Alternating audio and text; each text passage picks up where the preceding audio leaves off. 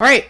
Well, welcome to the 5 a.m. Mester Scrum Show. This is our Thursday night interview program where we bring people on board to talk about different things in the world and things that kind of relate to what we do as agile people in the business and business world in general.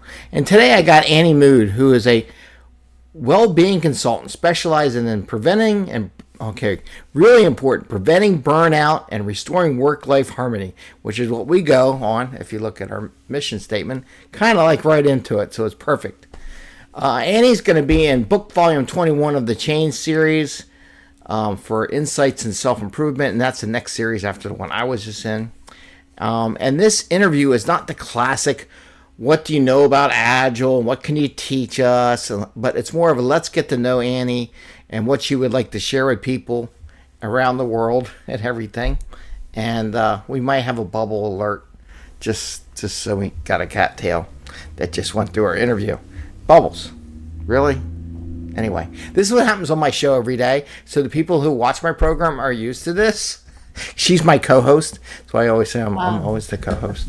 So with that, Annie, as a well-being consultant, please tell us a little bit about yourself, what you and what you would like to share, especially something that's not in your profiles, something on your personal journey.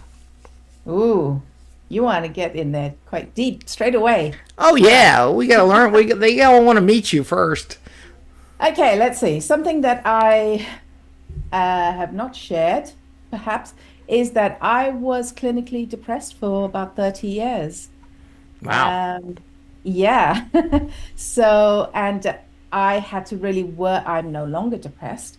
I had to work on myself for a very long time to pull myself out of that energy of depression, to change my mindset, to manage my emotions, to, develop my spiritual understanding of who I am, what I am, my identity, and so on, to bring myself out of depression. So that is just one of the things that I don't usually share, but you can have it, Greg. So we got a little insight in there. Yeah. And anything about your journey, how you became a well-being consultant. Again, I was in the trenches. That's how I became a well-being consultant. So when I speak from a place of experience.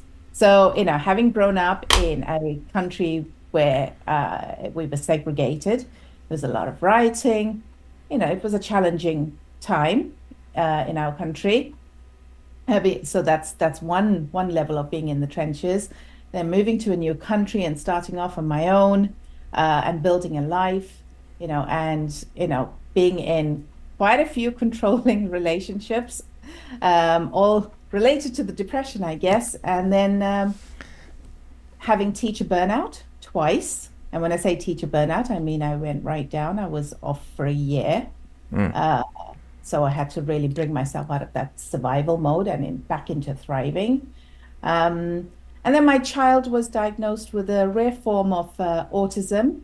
So having to learn, and her autism is rooted in anxiety, very high levels of anxiety. So if you can imagine someone constantly being in panic attacks, that's the way I can explain that in the simplest of terms.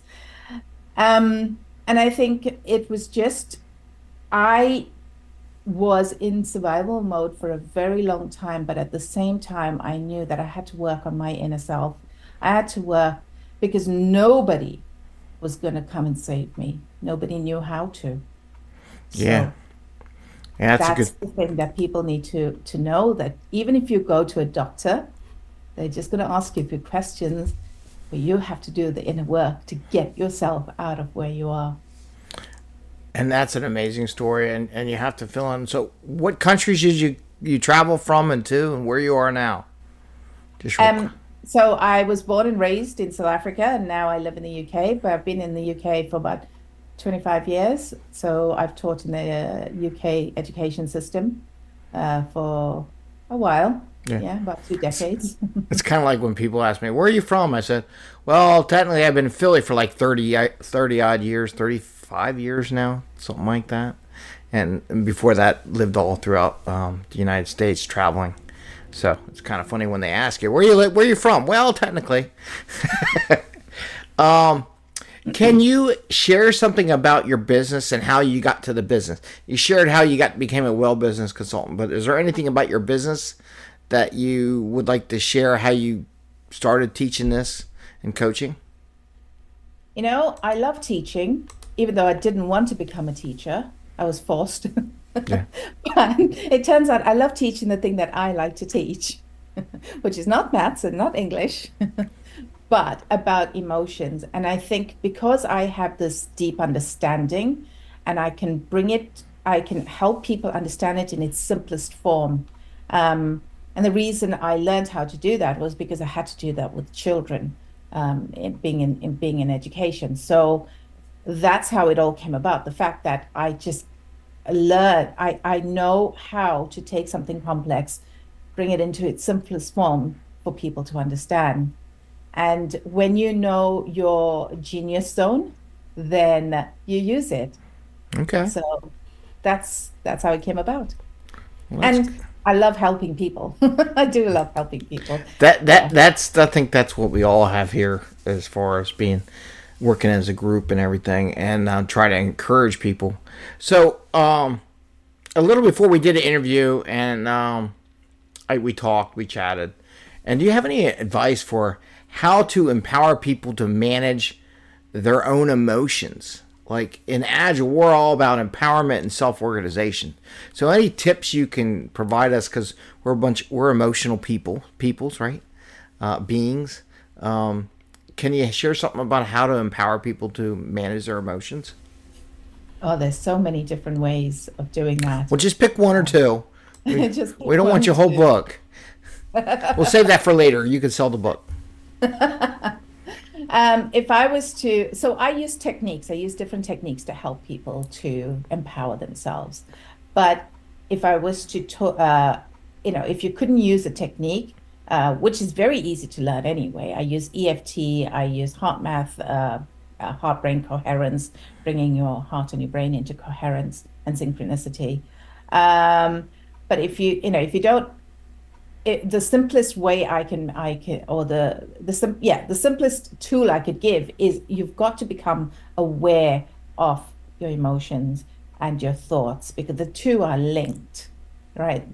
So it starts from a thought. So the minute you start to feel an unpleasant or uncomfortable feeling, immediately notice what the thought is, because that's the thing we have to get rid of. And then if we have to take it a little bit further, then it's about looking at the belief, right? Yeah. What belief do you have Mm-hmm. that's creating that thought, then that's creating that emotion.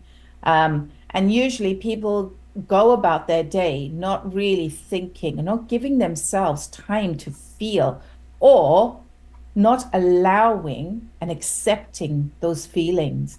Like we tend to reject ourselves, and we Yeah. are emotional beings, as you said. Right. But the minute you accept it, the Mm-hmm. minute you accept the emotion, and you say, "Thank you for being here," or "I get you are here," it will leave. But the more you resist it, the more you try and fix it and resist it in that moment, the bigger that emotion is going to get.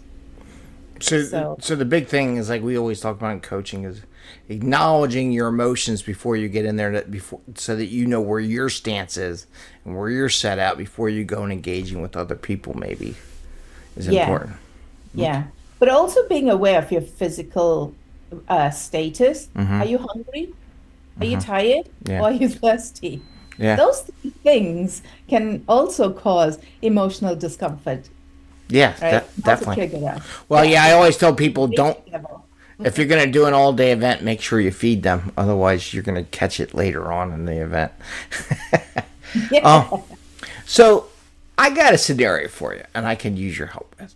So the other day, I was on what we call a sprint planning meeting, and I know you don't necessarily do the agile and IT stuff so much, but you're more in that managing emotions and things like that. And I had a person on the team that got off topic. Right? They got off topic, and I made the mistake of correcting the bias of their point their basis, not their bias, their basis of their point. And oh, I could see like the look in their face, that I triggered an emotion. Like, oh, he said I was not right or something like that. And I know they interpret it as, oh, I'm wrong. I'm like, no, you're not wrong. It's just the priority is this and this and this. And I did that. So I guess a two-part question for you based on that scenario. One, part A, how do you recommend dealing with a trigger point within oneself? And I think you kind of briefly mentioned on it. In the way of part of managing emotions, maybe part of the response earlier and everything. Anything you want to add to that?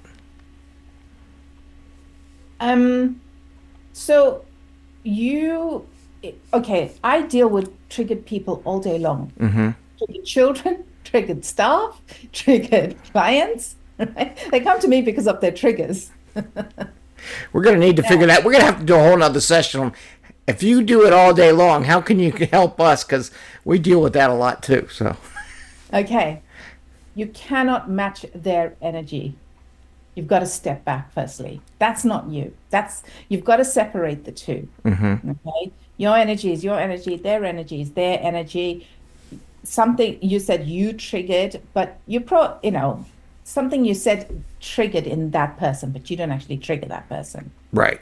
Okay. So when you understand that, then you start to think about, okay, that person's got to manage their emotions. You've got to manage your emotions.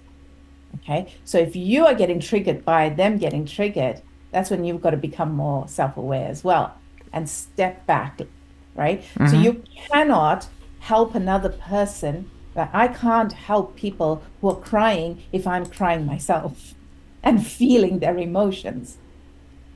Right. And I work with some complex children. So I have to separate myself from them and separate my energy and know who I am. So if you felt that what you said you were confident about what you said, because you know your content, you know that this is what it's got to be. This is how it's got to be. I don't know what the work was. No, you're tracking.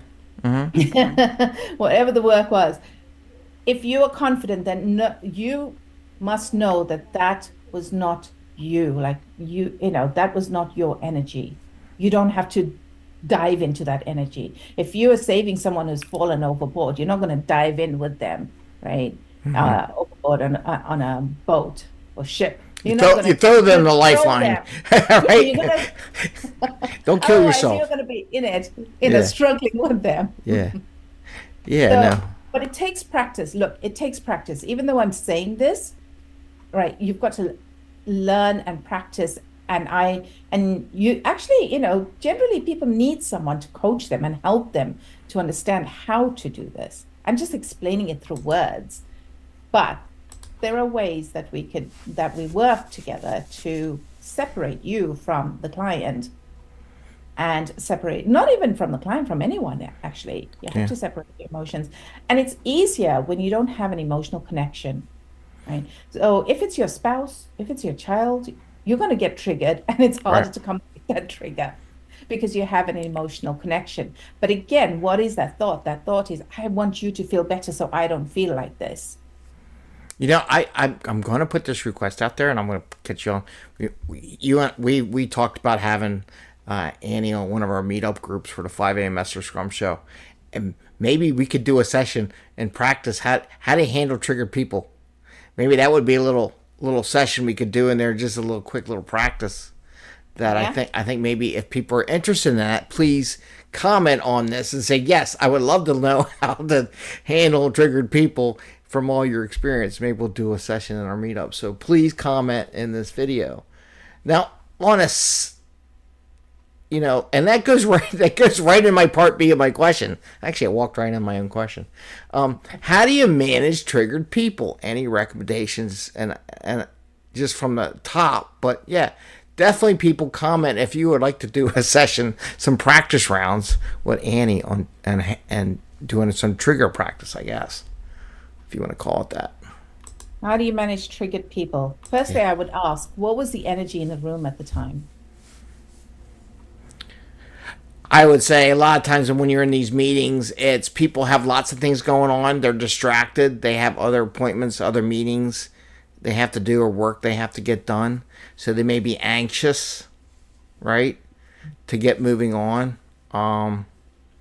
There's also, there's always some, depending on the organization, at the level of trust in the team that you have. If the trust is not very high, people might think that other people are trying to make other people look bad or make themselves look better than the other person in the team. That happens when teams don't have enough trust and safety in their group. Okay. So if I'm working with a team like that, I wouldn't even start working on the actual content. I would have to get people, even classes as well. I'd have to get them into a synchronized energy where and that would be my job, to uplift the vibration in the room so that people are now coherent and synchronizing with each other and being kind to each other. And then generally, I do that through, I put on some calming music. I would, it doesn't have to be a meditation, but I would talk them through relaxing them, making them feel better, bringing them into the present moment, because you use the word distraction, right? Distractions causes anxiety, and then not being able to trust each other. Again, that's all causing anxiety. So you want to uplift the energy in the room from anxious to maybe hopeful, or to calm, or to, relax. We don't want to get them too relaxed. Right. But We don't want them taking a nap. Yeah, Right. but you understand. Yeah. But you can do that through music. You can do that through getting people to be, pumped up first, get their bodies into a different physical state. You can do that through meditation. You can do that through laughter. Laughter is really good. It diffuses anxiety, diffuses stress in the moment, if you can get people to laugh. Now, I don't mean tell a joke where what did the cat say to the dog kind of joke, but Yeah. within you'd have to read the room. You'd have to be able to and just say something that would make people laugh. So that might be like getting the room prepared, as we would call that, for that discussion. Let's say you did all that and they still triggered, right? Something in there got them, they went into their bad spot, or their emotional feeling about something, or I've been saying this for a month now and you aren't listening to me, something, and then you could see it that they are taken back or pulled away from the group, maybe in such a way of that visual cue. Any thoughts on that? Yeah, I think, asking them, why do they feel that way? What would make them stop feeling that way? Because then you want to get some answers about, why, what's going on, what are the challenges that they are experiencing. And then you want to, what you want to find out, you've got to be a salesperson, I guess, find out what the problem actually Yeah. is. You have to because the problem is always further back.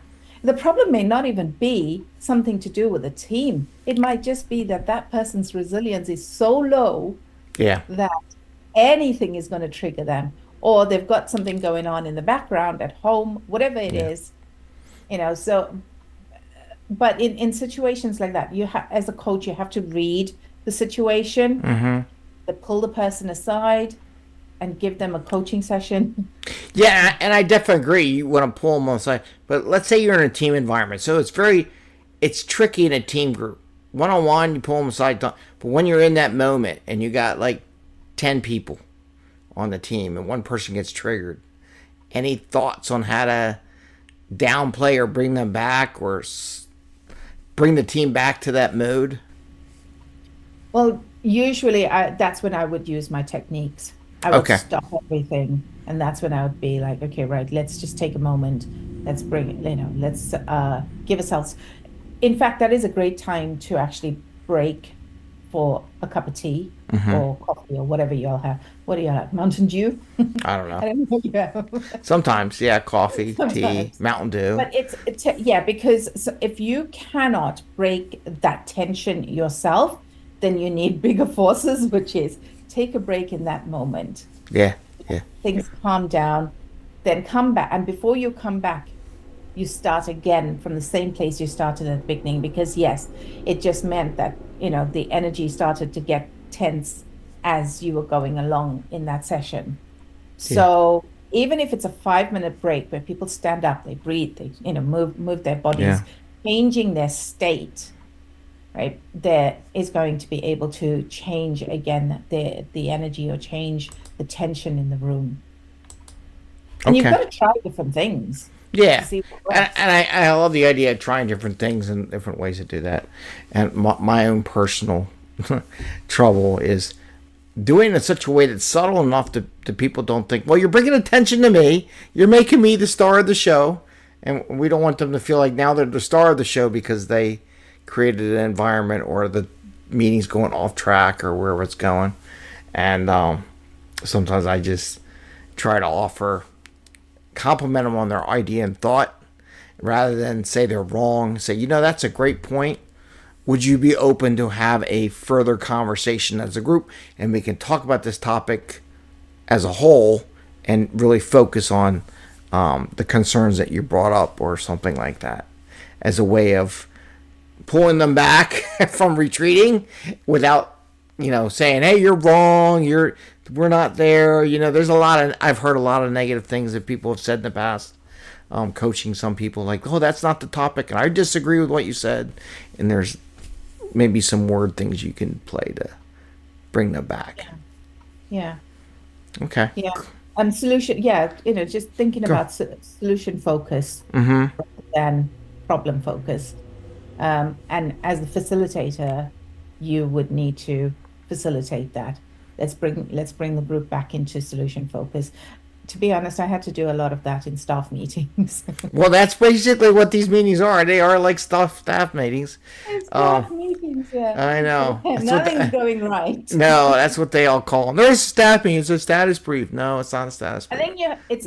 think you've got to find that fine line between people who are complaining as well and Right. allowing them to vent, but not vent too much where it takes up, 10 minutes Right. because everybody's in that venting energy. Right. So there's a lot as a facilitator that you would need to do in order to create cohesiveness between, yeah, is that the word? Yeah, cohesiveness with the group that you are working with. You should really think about coaching agile teams and how to coach people. I think you you hit a lot of topics. When you go training and classes and do our practices, you hit a lot of topics that we do all the time. So sometimes it might be good to hire Annie as a coach for yourself to learn how to coach through those scenarios and walk you through and ask those questions. So perfect. Spot on, by the way. I think my audience will definitely enjoy that conversation. Okay. Now, this is, I'm going to say, my favorite. I say this sarcastically. Part of coaching a team is when they overthink, quote, overthink Scrum as a practice because it's really only 5 ceremonies or 5 events and 3. It's not very complicated, but everyone likes to overthink. Or what we call sizing of work, how long or how difficult this would. We use points sometimes or counts or all kinds of different things. The size of work we have, but personally, I try to get them to not overthink it and just do it. So, is there any points you can share with us on how to manage overthinking on a particular topic that we might be working on? And it could be anything. I mean, it's all the same thought process. So if you're talking about people in general just overthinking, is that what you are talking about? Overthinking a solution, overthinking what the answer should be, maybe. Well, that's coming from anxiety. When Okay. you overthink something, that's you just not trusting your process, not trusting the universe's process, or Okay. not trusting that that look, you've come this far, you've solved so many other problems previously. Just bank on that. It's trust. It's about, yeah, developing a level of trust within yourself, and that even if a mistake is made, then you make a different choice. Okay. So overthinking, again, it comes from a place of fear. It comes from a place of anxiety, of nervousness, and that lack of trust. So if I was overthinking something, I Mm-hmm. mean, so the way I thought about overthinking previously is Mm-hmm. something different to what you're talking about Okay. right now. Well, go ahead and So, share that and what you were thinking. I mean, go for it. I mean, it could be. yeah, no, overthink when when people generally overthink Mm-hmm. something, Mm-hmm. that's a different situation, I guess. Mm-hmm. But in those terms, that's when you ask yourself about your thought. You start to question your thoughts. Is it true? Byron Katie is the one that actually came up with these questions. Okay. Uh, is it true? Mm-hmm. Is it absolutely true? Things like how is this thought serving Mm-hmm. me? Can I drop this thought? Mm-hmm. But if you're overthinking a solution Mm-hmm. to a problem, Mm-hmm. then you're now moving from a solution energy back into the problem energy. Okay. And the problem energy is stress. Okay. If you've, whereas the solution energy is thriving, right? Survival and thriving. I don't know if this even makes sense. It does. It does from when we maybe, but it'd be interesting to put a different context because there's what we do divergent convergent thinking a lot of times when we come up with, so we'll talk about a problem, really talk it through, and then figure out which problem we want to tackle, and then we'll figure out, okay, what are all the possible solutions to answer this problem, and then we'll talk about all the solutions and pick whatever one we want to go on as a group. So we're all over the place when it comes to problems, like thinking about the problems we have and into that negative world versus solutioning and the path forward. Where when you obsess about a problem you have, I guess that that's more of a negative thing versus what could be the positivity of a solution, that there's multiple solutions to this problem, and just getting to that thought process maybe. Yeah. And then If that makes sense. identifying, even with the solution, you can Mm-hmm. identify any of the obstacles that you might come up. Mm-hmm. And when you identify what the obstacles are, Mm-hmm. you can identify the solutions to the obstacle. How can we, what can we do so that we either lower this the stress of the obstacle, whatever, or the intensity of the obstacle. Just having, then you've got to really break it down and have even more solutions to get to that final solution that you are looking at. But if you can identify what the obstacles are, Yeah. then you're in a better position to either avoid them completely or deal with them when they come up with. And then we go back into the emotions. Right. You've got to learn how to trust that you will be able to deal with with the problem when it comes up. So, by the way, what you don't know, but I will let my audience. You basically took what we call a retrospective is in a nutshell. So when we do No, I got retrospective, it. I know you know, but it's funny. I just want to make this clarification. If anyone's listening, says what she just said is how we run our retrospectives, where we talk about what was bad, we look at risk, we look what went well, things that could be coming down the pike, and then we think of different alternatives, things that can block us. What do we want to cover, and we lay all that out, and then kind of plan in what we call the next sprint to tackle some of those issues that we come up in our retrospective. But what you said, which I know you don't know because you're not trained in the Scrum and the agile kind of thing, but it's right on top of what we do in our retrospectives. So it's kind of funny.